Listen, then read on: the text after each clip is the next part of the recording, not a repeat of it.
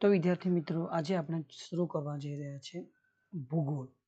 ઇતિહાસના આપણા 1 થી 8 એકમ હતા, એને આપણે ઇતિહાસને પૂર્ણ કર્યા. હવે આપણે જે કરવા જઈ રહ્યા છે એ ભૂગોળનો પાઠ છે, એટલે કે એકમ નંબર 9 અને યુનિટ નંબર 9 થી આપણો જે ભાગ છે 9, આપણું ઘર પૃથ્વી, એ ભૂગોળનો એક ભાગ છે.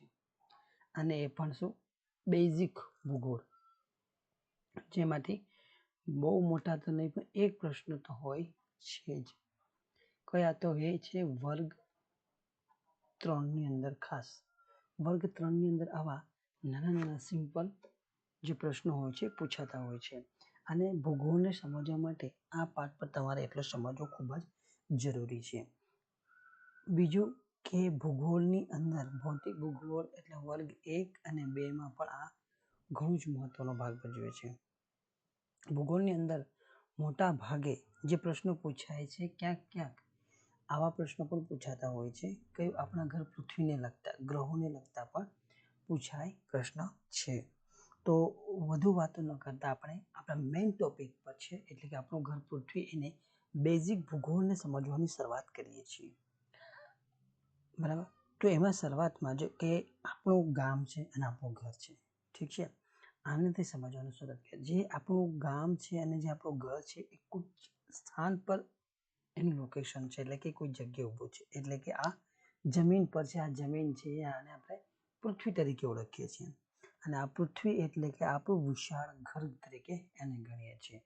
પણ આ પૃથ્વી એક જ છે શું? એવો પ્રશ્ન આપણને થવો જોઈએ કે આ પૃથ્વી માત્ર એક જ છે? ના, પૃથ્વી જેવા ને પૃથ્વી કરતા ઘણા મોટા એવા ઘણા બધા છે.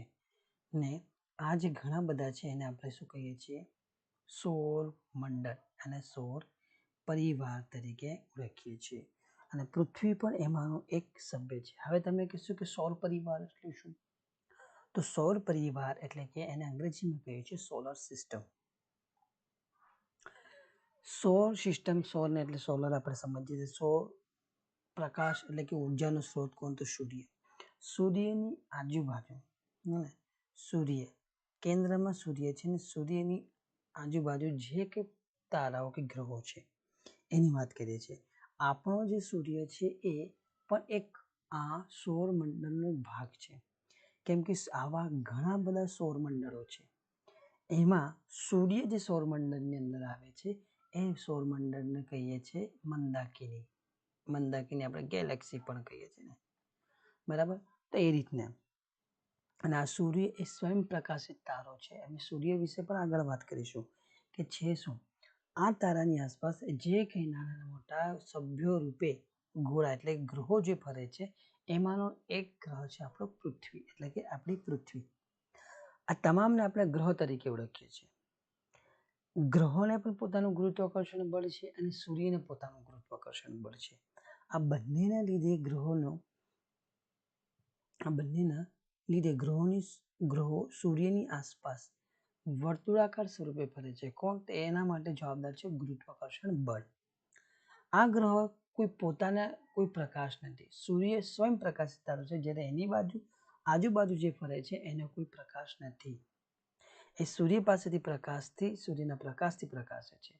સૌર પરિવારના આ ગ્રહો વિવિધ કદ અને સ્વરૂપ, આ દરેક જણાનું પોતાનું અસ્તિત્વ અલગ અલગ છે, પોતાનું રૂપ અલગ છે, પોતાનો આકાર અલગ અલગ છે.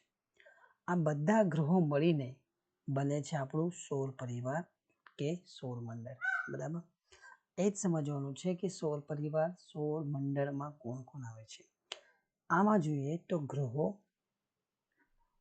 ઉપગ્રહો, લઘુગ્રહો, ધૂમકેતુ, ઉલ્કાનો પણ સમાવેશ સૌર મંડળની અંદર થાય છે. તો આ સૌર મંડળનો પરિચય પણ આપણા માટે એટલો મહત્વનો છે. તો આપણે સૌર મંડળના સૌ પ્રથમ અને મંદાકિની તારામંડળ કેન્દ્રમાં કોણ છે? તો એ છે સૂર્ય. તો એ સૂર્યથી સમજવાનો પ્રયત્ન કરીશું. આપણે રોજ ઉઠીએ છીએ ને સૂઈએ છીએ ત્યારે, એટલે કે સવારથી લઈ સાંજ સુધી આપણે સૂર્યોદય, ઉગતા સૂર્ય અને આથમતા સૂર્યને જોતા હોય છે. પણ આપણને કોઈ પ્રશ્ન થયો નથી કે આ જે સૂર્ય છે આપણું જીવનદાન છે. હવે ગરમીનું પ્રમાણ વધી રહ્યું છે, એટલે ક્લાઇમેટ ચેન્જ કહે છે ને, ક્લાઇમેટ ચેન્જને લીધે આપણું તાપમાન 45-50 સુધી પણ પહોંચવાના શરૂઆત થઈ ચૂકી છે. તો સૂર્ય છે એ સૂર્ય પૃથ્વી કરતાં 13 લાખ ગણો મોટો છે. જો પૃથ્વી એટલે કે આપણે જો સૂર્યને ફરતે ચક્કર લગાવવું હોય, એને માપવું હોય, જાણવું હોય, તો આપણે શું કરવું પડે? 1000 કિલોમીટરની વેગથી તમારે ચાલતું વિમાનમાં બેસીને કેટલા 107 વર્ષ નીકળી જશે, ત્યારે તમે આખી સૂર્યની પરિક્રમા પૂરી કરી શકો છો. સૂર્યનું ગુરુત્વાકર્ષણ એ પૃથ્વીના કરતાં 28 ગણું વધારે છે. આ તમારું પહેલું સમજવાનો પ્રશ્ન. આથી જે પદાર્થનું વજન પૃથ્વી પર 1 કિલોગ્રામ છે, એ સૂર્યની સપાટી પર 28 કિલોની થઈ જશે. ગુરુત્વાકર્ષણના લીધે જ ગ્રહો પોતાના ચોક્કસ માર્ગ, ગુરુત્વાકર્ષણના લીધે શું એક ચોક્કસ માર્ગ પકડીને પોતાની ધરી અને સૂર્યની ફરતે પરિક્રમા કરી રહ્યા છે. પૃથ્વી તેનાથી 1500 કરોડ કિલોમીટર દૂર છે. સૂર્યથી આપણે કેટલા? 1500 કરોડ કિલોમીટર દૂર છે. સૂર્યના પ્રકાશને ધરતી પર પહોંચતા આ પ્રશ્ન પૂછાયેલો છે. કેટલો સમય લાગે છે? તો 8:15 મિનિટ. આ પ્રશ્ન પૂછાઈ ચૂક્યો છે. આ કહું તમને ટેટ 1, 2 અને વર્ગ 3ના જુનિયર ક્લાર્ક, બરાબર. સૂર્યના પ્રકાશને ધરતી પર પહોંચતા 8:15 મિનિટ જેટલો સમય લાગે છે. સૂર્યની સપાટી સ્થિર નથી, અસ્થિર છે. એટલે કે આ છે એક ગોળો છે, એમાં કિલોમીટર અનેક કિમી લાંબી એ પ્રજ્વલિત અગન જ્વાળાઓનો સમાવેશ થાય છે. એટલે કે સૂર્યનું આવરણ એ હાઇડ્રોજન વાયુનું બનેલું છે. આની અંદર હાઇડ્રોજન અને હિલિયમ વાયુની સક્રિયાના લીધે પ્રકાશ અને ગરમી ઉત્પન્ન થાય છે, જેને આપણે ઉર્જા તરીકે ઓળખીએ છીએ. એટલે કે સૂર્યની સપાટી એ ખૂબ જ ગરમ છે. સૂર્યને ઉર્જાથી જ પૃથ્વી પર જીવસૃષ્ટિનો વિકાસ થાય છે. એટલે જ આપણે સૂર્યને સજીવનો પાલક તરીકે પણ ઓળખીએ છીએ.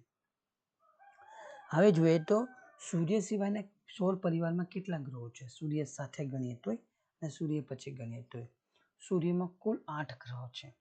સૂર્ય કેમ કે કેન્દ્રમાં છે તો એને ગણતા નથી.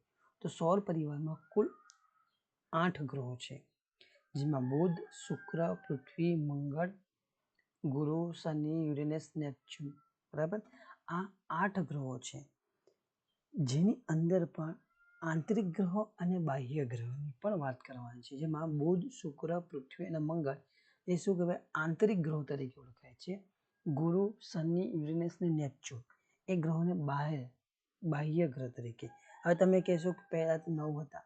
પહેલા 9 હતા, એ 9માંનો જે છેલ્લો અંત છે પ્લેટો, એને શું કરવામાં આવે છે? બાદ કરી દેવામાં આવે છે. ગ્રહ તરીકે ગણવામાં આવતો નથી. સૌર પરિવારમાં પણ એવા ગ્રહો છે જેને નરી આંખે જોઈ શકાય છે. તો એ નરી આંખે જોઈ શકાય એવા ગ્રહો છે મંગળ, બુધ, ગુરુ, શુક્ર અને શનિ. આ ગ્રહોને આપણે નરી આંખે જોઈ શકીએ છીએ. હવે વાત કરીએ તો એમાં પહેલો ગ્રહ છે એ બુધ. હવે બુધ ગ્રહ એ સૂર્યથી સૌથી નજીકનો ગ્રહ છે. બુધનો પીળાશ પડતો રંગ છે. બુધમાં વાતાવરણ કે એનો કોઈ ઉપગ્રહ પણ નથી. પૃથ્વી પરથી આપણને બુધ ગ્રહ સૂર્યોદય પહેલા અને સૂર્યાસ્ત બાદ થોડા સમય માટે દેખાય છે. બીજો ગ્રહ છે શુક્ર, વિનસ. સૌર પરિવારનો સૌથી ચમકતો ગ્રહ હોય તે છે વિનસ, શુક્ર. કદ અને વજનમાં પૃથ્વી જેવો જ છે. આને પૃથ્વીનો જોડિયો ભાઈ પણ કહેવામાં આવે છે. આ પણ પૂછાયેલા પ્રશ્ન છે. સુંદરતાનો ગ્રહ કઈ તરીકે એટલો પ્રશ્ન પૂછાય છે, એ છે શુક્ર. તે ચળકાટમાં ચંદ્રને મળતો હોય છે, પણ શુક્રને પણ કોઈ ઉપગ્રહ નથી. તેની આસપાસ વાયુ અને વાદળનો ઘટ આવરણ જોવા મળે છે, પણ હજુ સુધી એનો અભ્યાસ કરી શકાયો નથી. ત્યાર પછી ત્રીજા નંબર પર જે આવે છે પૃથ્વી. પૃથ્વીનું સ્થાન એ શુક્ર અને મંગળ આ ગ્રહની વચ્ચે છે. પૃથ્વી પોતાની ધરી પર 24 કલાક ફરે છે. 24 કલાકમાં એક ચક્કર પૂરો કરે છે, એટલે કે એક દિવસ થાય છે, દિવસ રાત, બરાબર. તો સૂર્ય જ્યારે ફરતે સૂર્યને ફરતે ફરવું હોય તો એને 365 દિવસનો સમય લાગે છે. પૃથ્વી પર દિવસ ને રાત કે ઋતુ પરિવર્તનની જે ઘટનાઓ ફક્ત જોવા મળે છે એ પૃથ્વી, બરાબર, એકાને લીધે તો પૃથ્વીને પોતાની ધરી પર ફરવાની દૈનિક ગતિના લીધે. આ પણ સમજવું. પાછળ પણ એ બીજા એકમમાં એ પણ આવે છે. પૃથ્વીની એક ઉપગ્રહ છે એ છે ચંદ્ર, એકમાત્ર ઉપગ્રહ. ચંદ્રની વાત કરીએ તો પૃથ્વીનો એકમાત્ર ઉપગ્રહ છે. આને ફરતે તમારે ફરવું હોય તો તમારે એક પાટો પૂરો કરતા આશરે 27 દિવસ લાગે છે. ચંદ્ર પર કોઈ વાતાવરણ નથી. ચંદ્ર ઉપર પાણી અને વાતાવરણ ન હોવાથી ઉપર જીવન શક્ય નથી. ચંદ્ર પર પ્રકાશિત છે, કહ્યું ને, સૂર્ય પાસેથી પ્રકાશ લે છે. ચંદ્રને સૂર્ય પ્રકાશિત કરે છે. ચંદ્રની સપાટી ઉપર ઉલ્કાપાત થવાના લીધે ખૂબ વિશાળ મોટા પ્રમાણમાં ખાડાઓ આપણને જોવા મળે છે. અહીંયા મૃત જ્વાળામુખી આવેલા છે. ચંદ્રયાન 1, 2 અને 3, બરાબર, આપણે આ સમજી ગયા છે. મંગળ લાંબા રંગનો સુંદર અને ચમકતો ગ્રહ છે, લાલ રંગનો છે. કેવો? મંગળ એ લાલ રંગનો ગ્રહ છે. ઓછું વાતાવરણ છે. મંગળ પર પૃથ્વી કરતાં વધુ ઠંડી અને ગરમી પડે છે.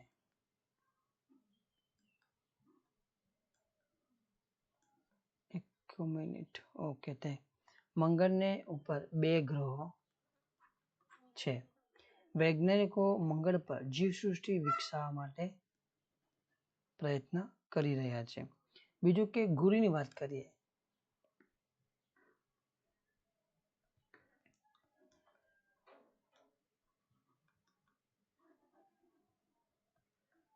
ઓકે, ગુરુ એટલે જ્યુપિટર એ ઓછો પીળાશ પડતો અને સફેદ ગ્રહ છે. ગુરુની આસપાસ વાયુનું વાતાવરણ છે. અહીંયા ખૂબ ઠંડી હશે એવું માનવામાં આવે છે. સૌર મંડળનો સૌથી મોટો ગ્રહ છે. બુધ એ સૂર્યની સૌથી નજીકનો ગ્રહ છે અને એટલે કદમાં સૌથી મોટો ગ્રહ હોય તો મંગળ છે અને ગુરુ છે.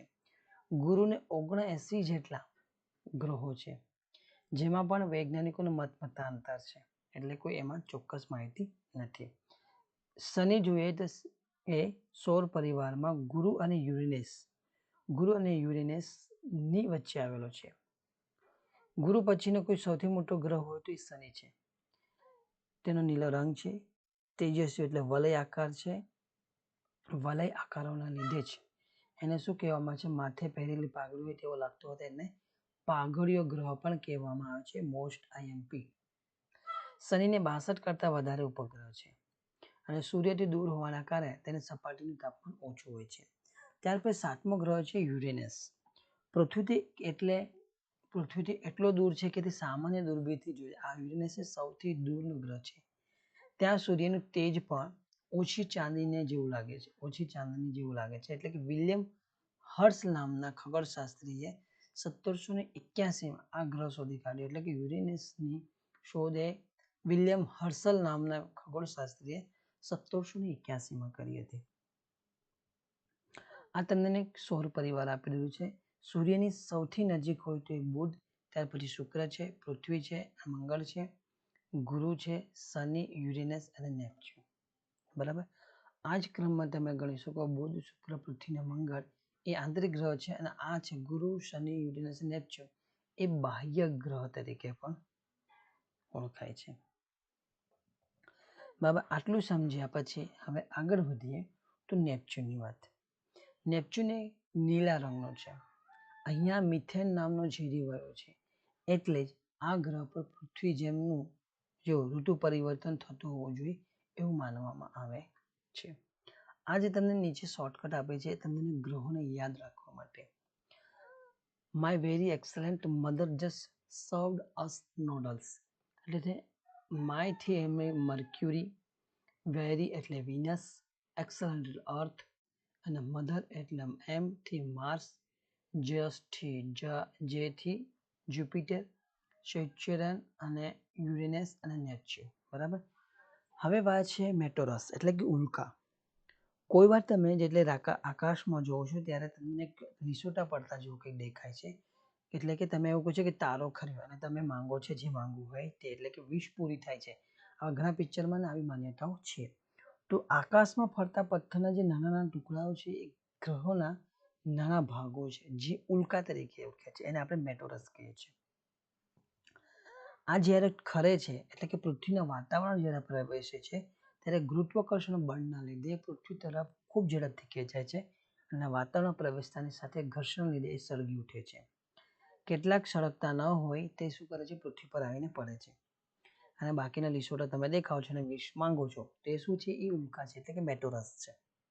તેને આપણે તાર્ય ખર્યો એમ પણ કહીએ છીએ, આવી માન્યતા છે. બાકી રહેલા એટલે કે ઉલ્કા એવી ઉલ્કાઓ પણ છે જે વાતાવરણમાં ઘર્ષણ બાદ બી કેટલાક અવશેષો બાકી રહે છે, ભાગ બાકી રહે છે, તે પૃથ્વી પર પડે છે, અને એ કયા ઉલ્કા સ્વરૂપે. અને એવી નમૂના એટલે આપણે મહારાષ્ટ્રના કોયના સરોવરમાં આવેલી ઉલ્કા પડવાથી આ સરોવર બન્યું હતું. પછી સૌરાષ્ટ્રમાં ધજાડા પાસે ઉલ્કા ખરી હતી જેનું વજન 40 કિલોગ્રામ હતું. બરાબર. નક્ષત્રોની વાત કરીએ શોર્ટમાં, આપણે નક્ષત્રોનું જ્યોતિષમાં ખૂબ જ મહત્વનું છે. ચોઘડિયા જોઈએ છે, નક્ષત્રને મેળ કહીએ છીએ, તો આ નક્ષત્ર એ તારાના સમૂહને એક નામ આપવામાં આવે છે જે ચોક્કસ આકાર બનાવતા હોય છે, અને જે રીતના આકાર બનાવતા હોય છે એ રીતના એમનું નામ આપવામાં આવે છે. આવા આપણે અહીંયા આગળ 27 નક્ષત્રો છે. એમાં અશ્વિની, રેવતી, વિશાખા, પુનર્વસુ, મૃગશીર્ષ, રોહિણી, પુષ્ય, આદ્રા અને સ્વાતિ, આવા જેવા 27 નક્ષત્રો છે. બરાબર. પૃથ્વીનું સ્થાન અને આકારની વાત કરીએ, સૂર્ય અને ચંદ્રના આથમતા જોઈએ છીએ એમાં. બરાબર. આ એક સરસ મજાની તેજસ્વી દેખાતા તારલાઓ છે. આપણે પૃથ્વી પર એવો એક જ ગોળો છે જેના આકાર ગોળ છે. બંને ધ્રુવથી, એટલે કે આમ કહીએ ને તો પૃથ્વી ગોળ નથી, પણ એક એવી મોસંબી જેવી છે, ઉપરથી થોડી ચપટી, નીચેથી થોડી ચપટી છે. બંને ધ્રુવો થોડા ચપટા છે. પૃથ્વીના ફોટા પણ લીધા છે. ચંદ્ર પરથી પૃથ્વી આકાશમાં મોટા ગોળો જેવો દેખાય છે, પણ વાસ્તવમાં એના બંને ધ્રુવો થોડા ચપટા છે. પૃથ્વીનો ખૂબ જ નાનકડો ભાગ, એટલે પૃથ્વી ગોળ છે તેવો ખ્યાલ આવી શકતો નથી. આ બાબત સ્પષ્ટ થઈ ગઈ છે કે પૃથ્વી ગોળ નથી, એ ઉત્તર ધ્રુવ અને દક્ષિણ ધ્રુવ પર થોડી ચપટી છે, એટલે કે એનો નારંગી જેવો આકાર બને છે. પૃથ્વીનો જે ગોળો છે એ શું પૃથ્વીનું ખરી છે? ના, એ પૃથ્વીનો ગોળો એ પૃથ્વીની નાની પ્રતિકૃતિ છે. આ પણ પ્રશ્ન પૂછાઈ ચૂકેલો છે. પૃથ્વીનો ગોળો એ પૃથ્વીની નાની પ્રતિકૃતિ છે, એ પૃથ્વીની પ્રતિકૃતિ છે, એટલે સમજવા માટે છે. પૃથ્વીનો અભ્યાસ કરવા માટે પૃથ્વીના ગોળો એક સાધન તરીકે વપરાય છે. ભૂમિખંડો, મહાસાગર અને વૃત્તોના નામ લખેલા છે, એ શું છે? પ્રતિકૃતિ છે. પૃથ્વીના ગોળા પર ઉત્તર ધ્રુવ અને દક્ષિણ ધ્રુવ દર્શાવીએ છીએ, આ પ્રતિકૃતિ પર દર્શાવીએ, ના કે વાસ્તવિક પૃથ્વી પર. આ એને સમજવા માટે છે. હવે સમજીએ ધ્રુવનો તારો. આકાશમાં એક તારો એવો છે જે હંમેશા આકાશમાં એક જ દિશામાં અને એક જ સ્થળે દેખાતો હોય છે, જેને આપણે ધ્રુવના તારા તરીકે ઓળખીએ છીએ. આ ધ્રુવના તારાનું મહત્વ એટલું છે કે સપ્તર્ષિના ઝુમખાની મદદથી સરળતાથી આપણે શોધી શકીએ છીએ. સપ્તર્ષિના જે આગળના બે તારા છે એને જોડતી કલ્પિત રેખા, એટલે કાલ્પનિક રેખાની દિશામાં આપણે સીધા જઈએ અને જે તેજસ્વી તારો દેખાય છે એ છે ધ્રુવનો તારો. એટલે ધ્રુવનો તારો એ દરિયાઈ સફર કરનારા અને રણમાં મુસાફરી કરનાર લોકો આ ધ્રુવના તારાને સહેલાઈથી શોધી કાઢે છે, અને એના આધારે જ ઉત્તર દિશા નક્કી કરતા હોય, કારણ કે ધ્રુવનો તારો એ હંમેશા ઉત્તર દિશામાં સ્થિર હોય છે. પૃથ્વીના ઉત્તર ગોળાર્ધમાં જ દેખાય છે એ પણ સ્પષ્ટ કરે છે કે પૃથ્વીનો ઉત્તર ગોળાર્ધ જ્યાં ઉત્તર દેખાય છે ત્યાં સમજવું કે આ પૃથ્વીનો ઉત્તર ગોળાર્ધ છે. તેની સ્થિરતા અને પૃથ્વીનો લગભગ ગોળ આકારના લીધે આ દક્ષિણ ગોળાર્ધમાં ધ્રુવનો તારો દક્ષિણ ગોળાર્ધમાં જોઈ શકાતો નથી. હવે આ પૃથ્વી સમજી ગયા કે પૃથ્વીનો ગોળો પ્રતિકૃતિ છે. પ્રતિકૃતિ છે એના પર આપણે ઘણું બધું સમજીએ છીએ. એમાંનું એક છે લેટિટ્યુડ અને લોંગિટ્યુડ. અક્ષાંશ કહીએ છીએ ને રેખાંશ. પૃથ્વીના ગોળા ઉપર આડી અને ઊભી કાલ્પનિક રેખાઓ છે, જેને આપણે શું કહીએ છીએ? લેટિટ્યુડ અને લોંગિટ્યુડ. અક્ષાંશ અને રેખાંશ તરીકે ઓળખીએ છીએ. હવે રેખાંશ અને અક્ષાંશ શું છે એ પણ સમજવું જરૂરી છે. પૃથ્વીના ગોળા ઉપર જે દોરેલી આડી રેખાઓ છે, આડી જે રેખાઓ છે એ શું છે? અક્ષાંશ કહેવામાં આવે છે. પૃથ્વીની સપાટી પરના કોઈ પણ સ્થળને જો સીધી રેખાથી પૃથ્વીના કેન્દ્ર સાથે જોડવામાં આવે તો આ રેખાથી વિષુવવૃત્તીય કાલ્પનિક સપાટી સાથે કેન્દ્ર આગળ જેટલા અંશનો ખૂણો થાય છે તેટલા જ તે સ્થળનો અક્ષાંશ બને છે. એટલે કે જે આ ખૂણો બની રહ્યો છે, અને આ ખૂણો બની રહ્યો છે એ જ ખૂણો શું થયો? સ્થળનો અક્ષાંશ બને છે.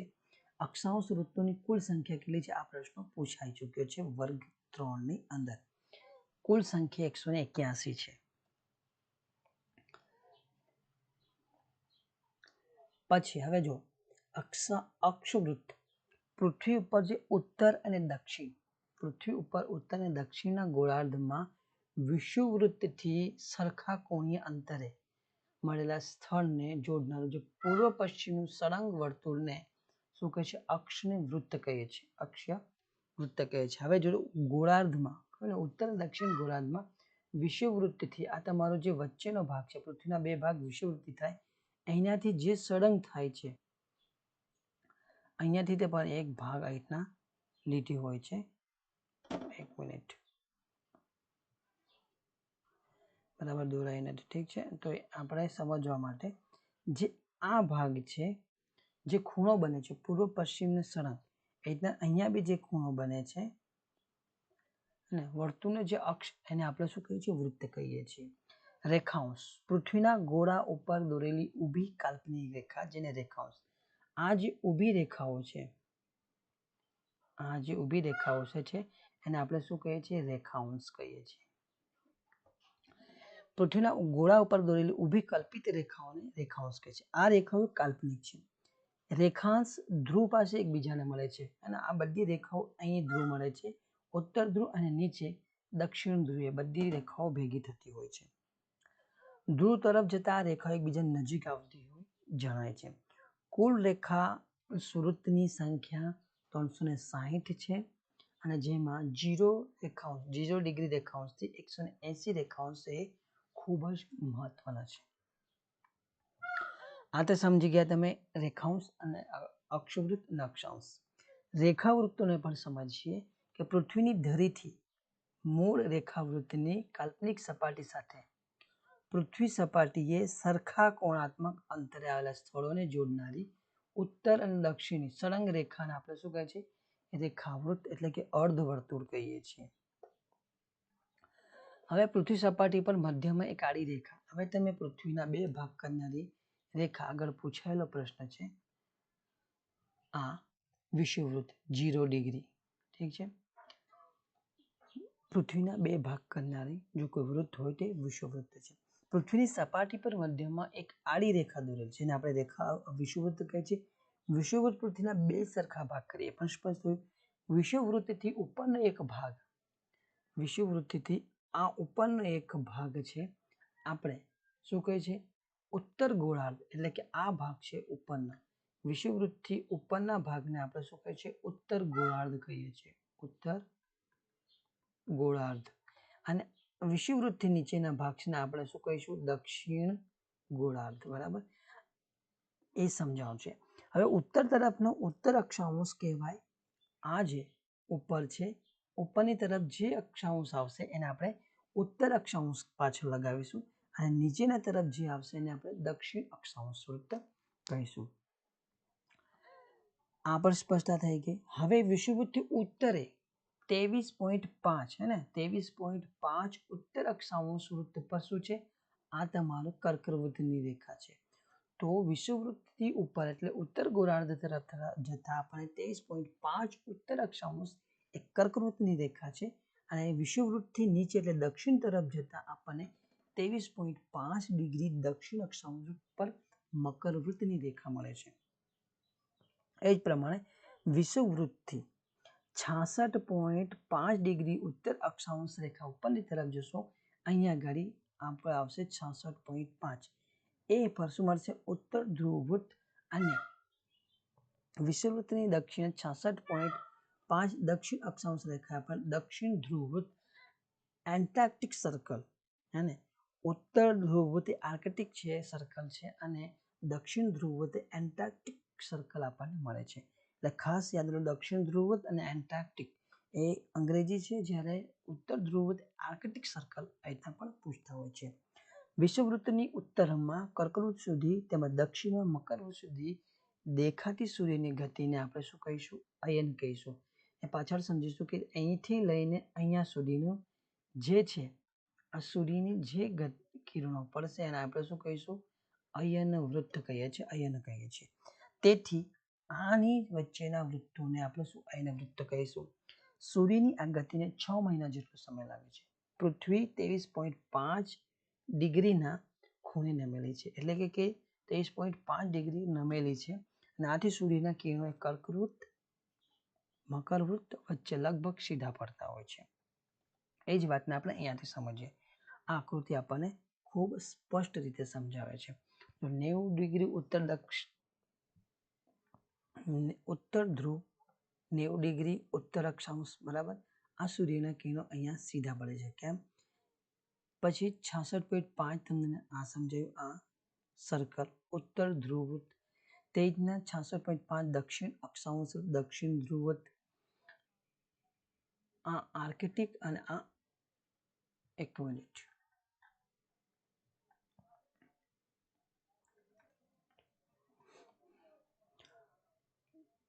66.5 એ ઉત્તર ધ્રુવવૃત્ત છે, બરાબર. એ રીતના દક્ષિણ ધ્રુવવૃત્ત છે 66.5 દક્ષિણ વૃત્ત, એન્ટાર્કટિક છે અને આ આર્કટિક સર્કલ છે. તે રીતના 23.5 ઉત્તર અક્ષાંશ કર્કવૃત્તની રેખા છે. અને આ કર્કવૃત્ત અને મકરવૃત્તની જે રેખા, આ જે વાદળી કલરનો ભાગ છે એને અહીંયા વૃત્ત કહીએ છીએ. બાકીને સમજાઈ ગયો. 0 ડિગ્રી વિષુવવૃત્ત છે, 23.5 દક્ષિણ અક્ષાંશ મકરવૃત્તની રેખા છે. જ્યારે વિષુવવૃત્તની ઉત્તર તરફ જોઈએ તો 23.5 ઉત્તર અક્ષાંશે કર્કવૃત્ત રેખા આવેલી છે. આટલું સમજમાં આવ્યું, જે આપણે આ ઉપર સમજી ગયા છે. અને આ જ બાબતમાં કે સૂર્યના કિરણો આ ધ્રુવ પર ક્યારે જ્યારે સીધી હોય છે અને ત્યારે સૂર્યના કિરણો સીધા પડતા હોય છે. અને આ વિષુવવૃત્તની રેખા અહીંયા આગળ સૂર્યના કિરણ કેવા હોય છે? ટૂંકા હોય છે અને અહીંયા લાંબા હોય છે. એટલે વિષુવવૃત્ત પર ગરમીનું પ્રમાણ વધારે છે. પછી વાત કરીએ જીપીએસ. જીપીએસનું ફૂલ ફોર્મ છે ગ્લોબલ પોઝિશનિંગ સિસ્ટમ, જેમાં આપણે દરેક મોબાઈલમાં ગૂગલમાં મેપનો ઉપયોગ કરીએ છીએ, એટલે બધાને ખબર હોય જ છે. મુખ્ય રેખાંશ વૃત્ત. હવે આ મુખ્ય રેખાંશ વૃત્તો શું છે? એમાં એક વાત છે ગ્રીનિચ અને આંતરરાષ્ટ્રીય દિનાંક રેખા, બે મહત્વની બાબતો છે. ગ્રીનવિચ મીન ટાઈમ કહે છે, જીએમટી, એને કહે છે ગ્રીનવિચ મીન ટાઈમ. એટલે આ એક ઇંગ્લેન્ડના ગ્રીનિચ શહેર પરથી પસાર થતી 0 ડિગ્રી રેખાંશ વૃત્તને આપણે શું કહીએ છીએ? ગ્રીનિચ રેખા તરીકે ઓળખીએ છીએ. આ ગ્રીનિચ એક ઇંગ્લેન્ડનું શહેર છે અને 0 ડિગ્રી રેખાંશ પર સ્થિત છે, અને એનાથી ત્યાંથી શરૂઆત કરી છે સમયને માપવાની. ગ્રીનિચ રેખાથી પૃથ્વીના પૂર્વ અને પશ્ચિમ એમ 2 ભાગ પાડવામાં આવે છે. આ હવે વિષુવવૃત્ત પૃથ્વીના 2 ભાગ કરતું ઉત્તર અને દક્ષિણ, તે રીતના આ સમયને ઓળખવા માટે પૂર્વ અને પશ્ચિમ 2 ભાગ પાડવામાં આવે છે. કોણ પાડે છે? ગ્રીનિચ રેખા 0 ડિગ્રી રેખાંશ વૃત્તથી, જે પૂર્વ ગોળાર્ધ અને પશ્ચિમ ગોળાર્ધમાં વહેંચાય છે.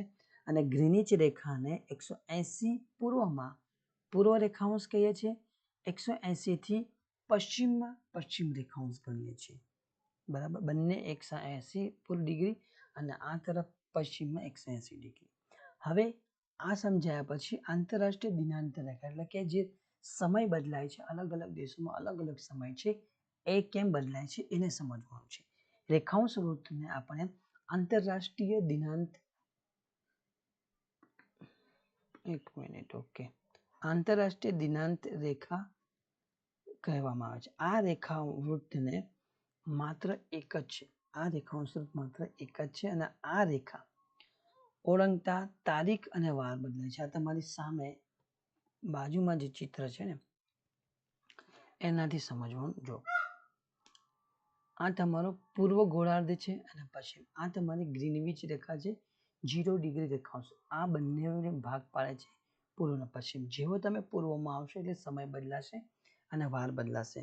કે આ જો આ જે ડેશ લાઈન વાળી છે આ ગ્રીનવિચ રેખા છે.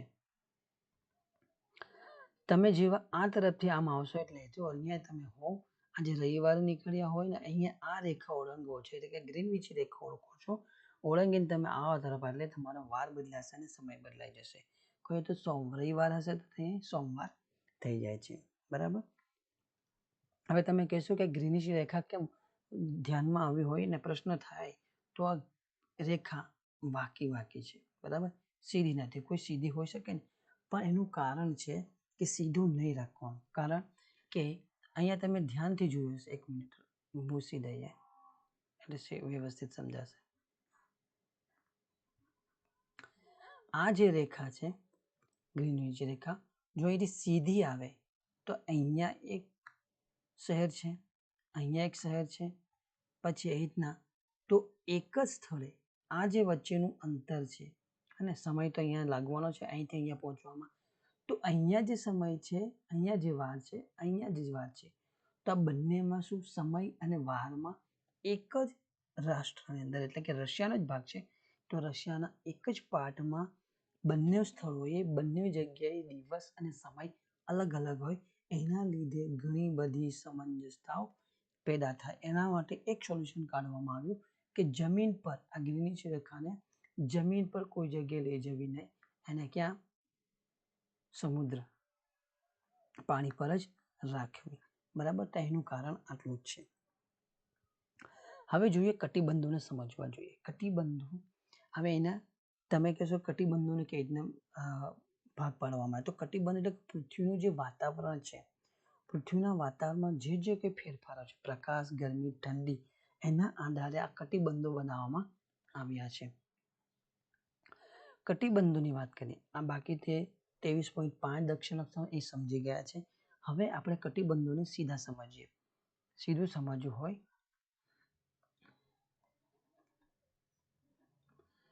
એક જ મિનિટ, કટિબંધોને સમજીએ તો આજે ઉષ્ણ કટિબંધ, આ તમને બધાને ખબર છે વિષુવવૃત્ત છે. વિષુવવૃત્ત એ ઉષ્ણ કટિબંધીય છે, કેમ કે સૂર્યના કિરણો એ સીધા હોય છે અને ટૂંકા હોય છે, જ્યારે અહીંયા સૂર્યના કિરણોની લંબાઈ શું વધી જતી હોય છે. આપણે પહેલી આકૃતિમાં સમજી ગયા છે.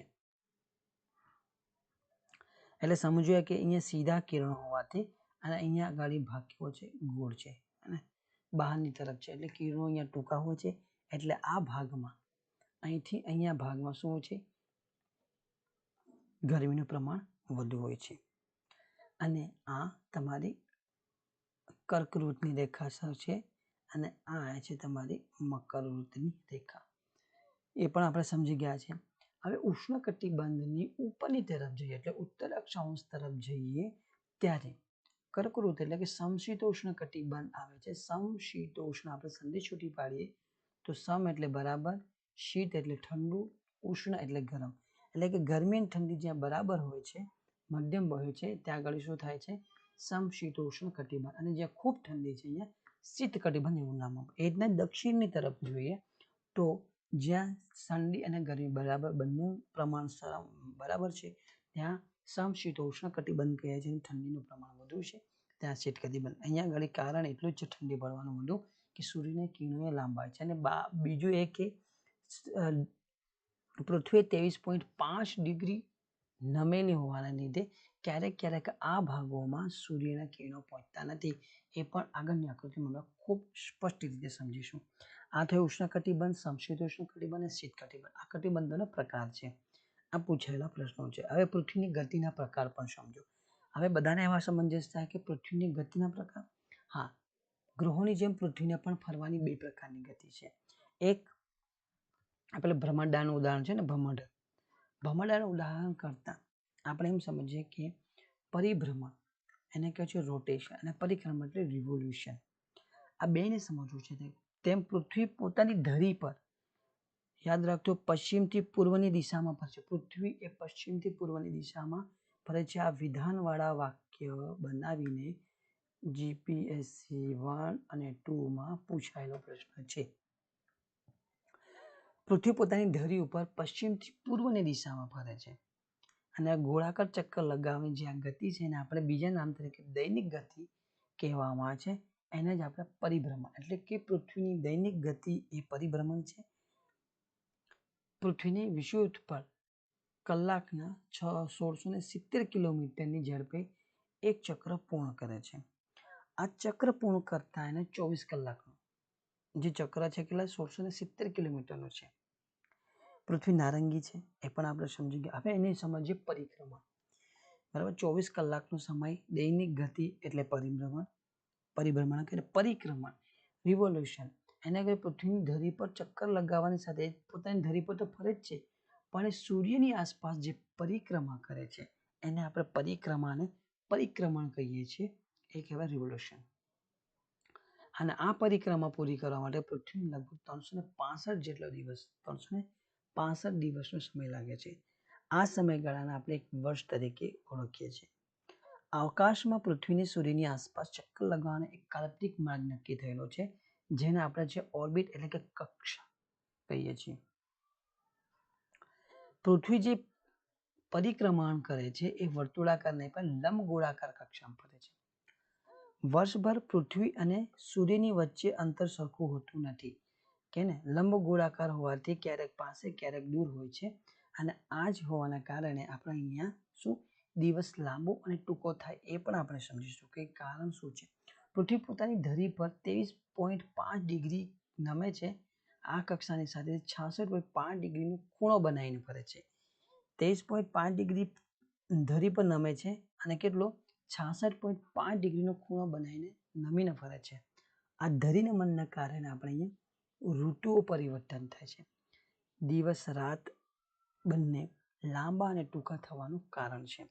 અને આકૃતિ દ્વારા અહીંયા બહુ સ્પષ્ટ સમજાવ્યું છે. જો આકૃતિ દ્વારા આ ધરી છે એ 23.5 ડિગ્રી નમી ગયેલી છે અને 23.5 ડિગ્રી અહીંયા નમેલી છે અને કેટલાનો ખૂણો બનાવે છે? 66.5 ડિગ્રીનો ખૂણો બનાવે છે.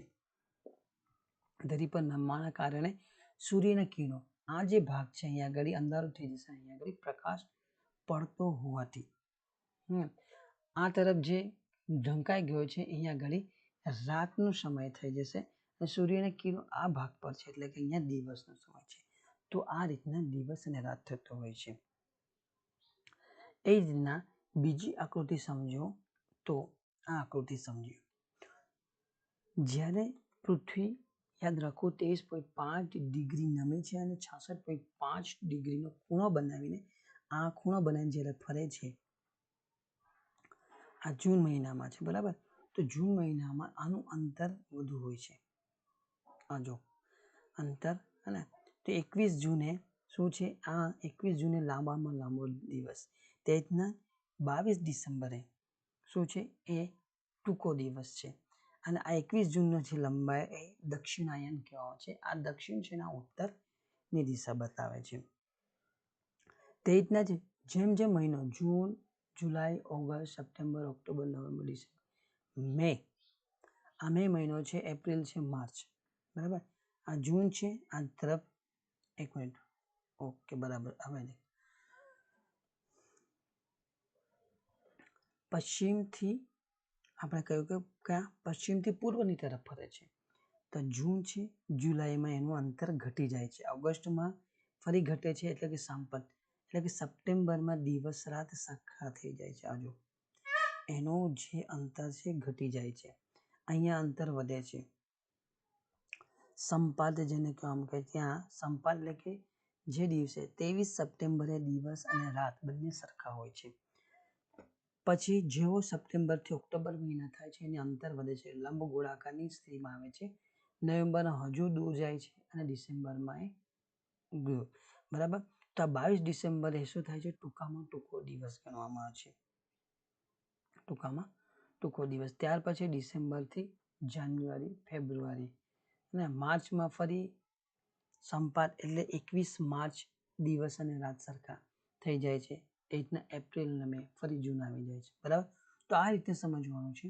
એ રીતના સમજવાનું છે કે દિવસ અને રાત કઈ તારીખે સરખા હોય છે? તો 21 માર્ચ અને 23 સપ્ટેમ્બરે દિવસ અને રાત બંને સરખા હોય છે.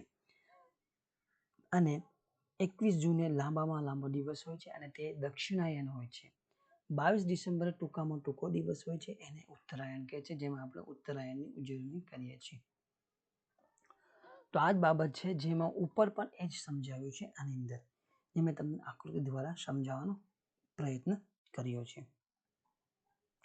ઋતુ પરિવર્તન તમને સમજાઈ ગયું કે ઉત્તર અને દક્ષિણ ધ્રુવ પર વારાફરતી સૂર્યની સામે આવે છે, જેના લીધે જ્યારે આ ધરીનો ભાગ છે પર સમજીએ કે આ ધરીનો ભાગ છે વારાફરતી જ્યારે આ ડિગ્રીએ ફરતું હોય છે ત્યારે હમણાં અહીંયા દક્ષિણ ધ્રુવ પર સૂર્યનો પ્રકાશ જતો નથી, તો અહીંયા શું છે? રાત છે. હવે આ ભાગ ઉત્તર ધ્રુવ પર સૂર્યનો પ્રકાશ પહોંચે છે, મતલબ આ દિવસ છે, અને અહીંયા ઋતુ બદલાયેલી હશે, અહીંયા ઋતુ બદલાયેલી હશે. જ્યારે આ દક્ષિણ ધ્રુવ ફરતા ફરતા આ ઉત્તર ધ્રુવ આ તરફ જતો રહેશે, એટલે કે પૃથ્વી આ તરફની થઈ જશે. સમજીએ. હા, જો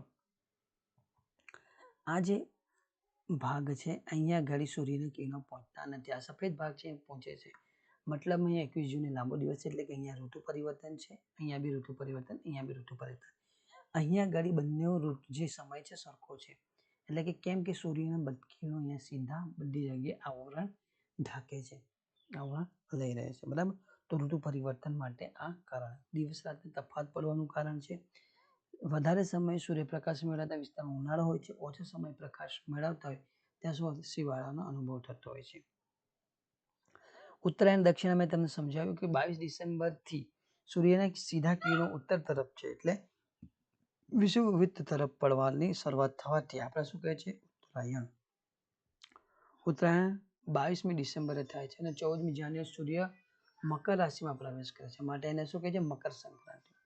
દક્ષિણાયન છે 22મી જૂનથી સૂર્યના સીધા કિરણો કર્કવૃત્તથી ખસીને દક્ષિણ તરફ વિષુવવૃત્ત તરફ પડવાની શરૂ થાય છે, જેને આપણે દક્ષિણાયન કહીએ છીએ.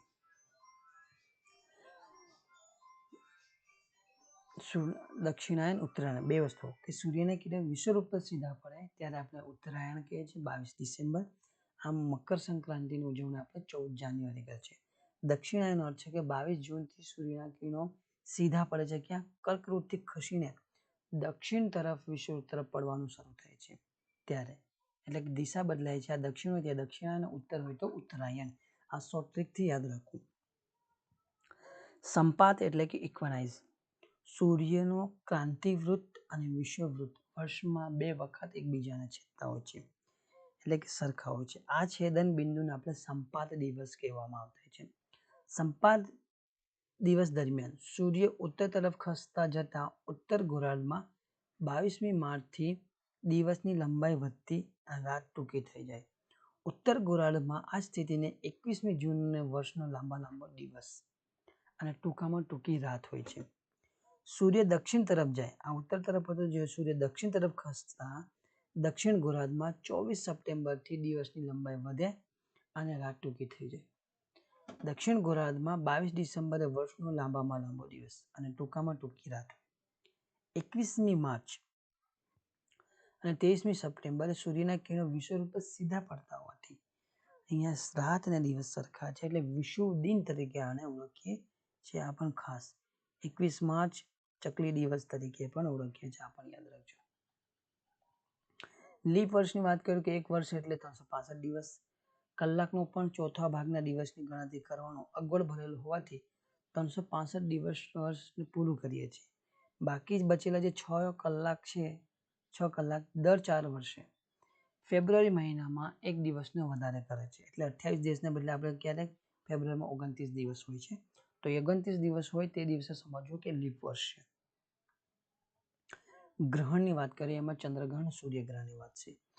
સૂર્ય અને ચંદ્ર તરફથી મળતા પ્રકાશ, સ્વયં પ્રકાશિત તારો સૂર્ય છે. ચંદ્ર પરપ્રકાશિત છે. જુદા દિવસથી પૃથ્વી તરફ પ્રકાશિત ભાગ દેખાય છે. કયો? ચંદ્રનો. કારણથી સૂર્યનો અમુક ભાગ દેખાતો બંધ થઈ જાય, તેને આપણે ચંદ્રનો અમુક ભાગ ન દેખાય, ક્યારેક આખે ચંદ્ર દેખાતો બંધ થઈ જાય ત્યારે આપણે એને કહીએ છીએ કે સૂર્યનો કાં તો ચંદ્રના લીધે સૂર્યનો કેટલોક ભાગ અથવા સૂર્યના લીધે કે ચંદ્રના લીધે સૂર્યનો અમુક ભાગ આપણે દેખાતો નથી, ત્યારે આપણે કહીએ છીએ કે ગ્રહણ થયું છે, જેને આપણે બે રીતે ઓળખીએ, સૂર્યગ્રહણ અને ચંદ્રગ્રહણ.